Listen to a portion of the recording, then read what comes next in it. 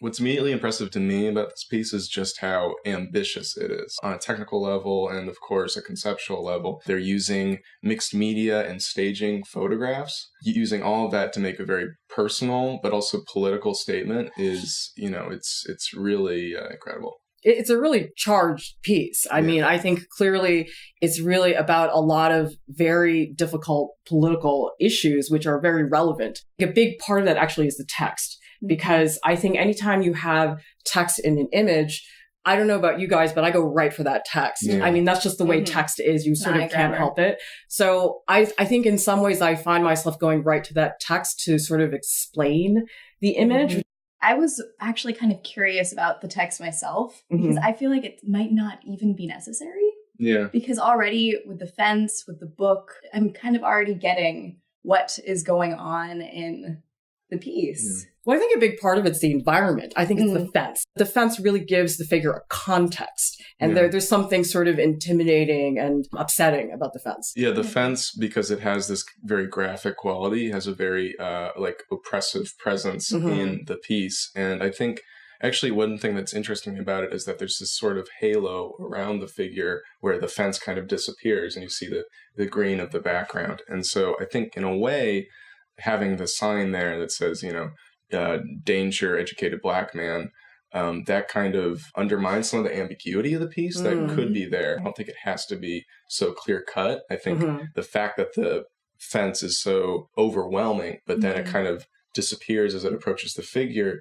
that could complicate the matter a little bit more. That knowledge as a black man in America kind of makes you a target in a lot of ways, but at the same time, it arms you with skills to further yourself and your position in the world.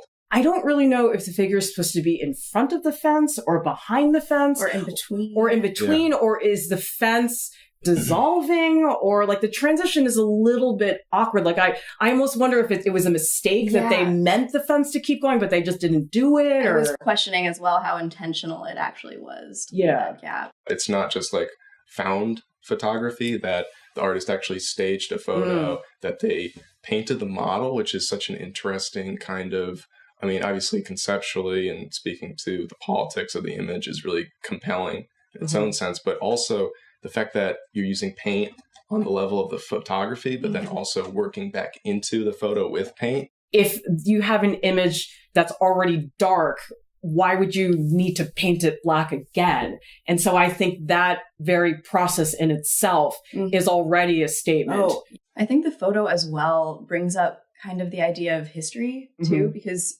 the subject is wearing suspenders, which is not something you see nowadays. So it's kind of bringing me back to a historical time, perhaps like the civil rights movement. Do you feel like it's not a contemporary image in terms of the figure? To me, it doesn't read as a contemporary image. The book itself reads as a contemporary image. Why do you think the book looks like a contemporary book? Is it the graphic design of it, or is it the color? I think it's the color. I always look at the clothing to give me historical context. And sometimes the clothing is very ambiguous. Other times it's very specific to a culture or something like that. And so I think in some ways clothing provides a sense of time.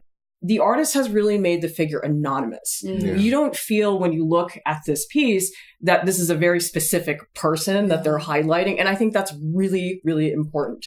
But the artist is obviously talking about a whole group of people. Agreed. It becomes about the color instead of the actual person. The body language that the model is using doesn't feel like, it feels very specific, like there's a specific personality to it, is in conflict with the kind of symbolic content, which is really interesting to me. The choice to paint the model's skin black is something that's really powerful, and especially in the context of American history and sort of the history of American visual art and illustration, it's very loaded. It brings up so many associations. Like it really gets my mind sort of churning about, okay, how has this been represented in the past? What's been misinterpreted? What's been interpreted? And I think that's fascinating that this piece is bringing up so much dialogue. I mean, I feel like we could keep talking about this for another 5 hours. There's just so much going on in the piece. It doesn't feel quite like it's an empowering statement explicitly, and it speaks more to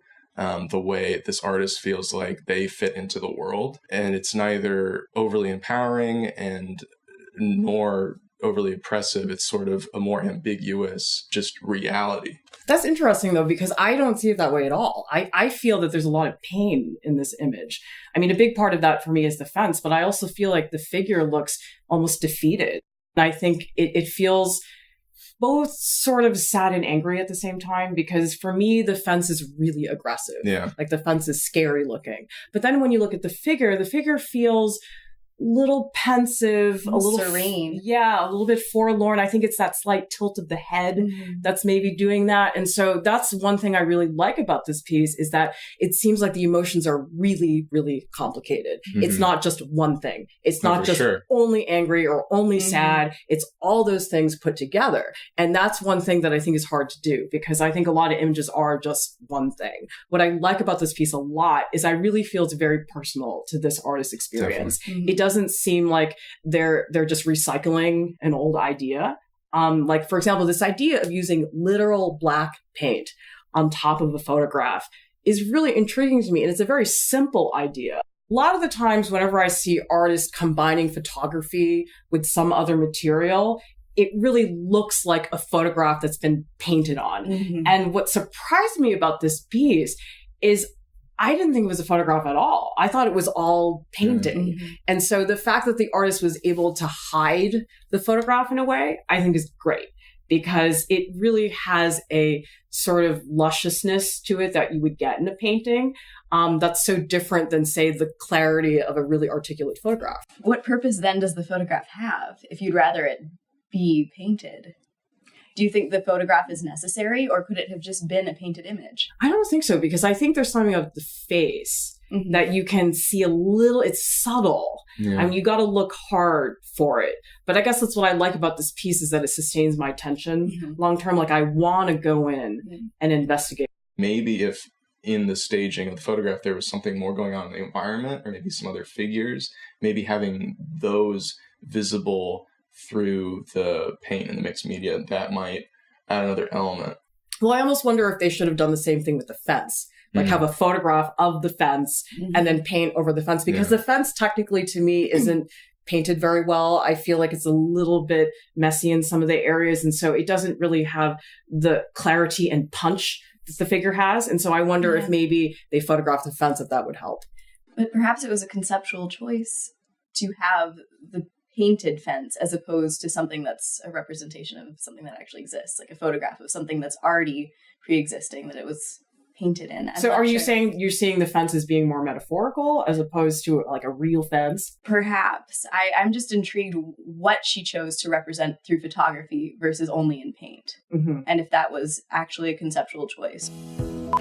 Ready to go? Ready to go? Oh, no, don't look at the camera. Wait, we can look at the camera. I was going to say, wait, we can look at the camera. No, don't look at the camera. Okay, good luck.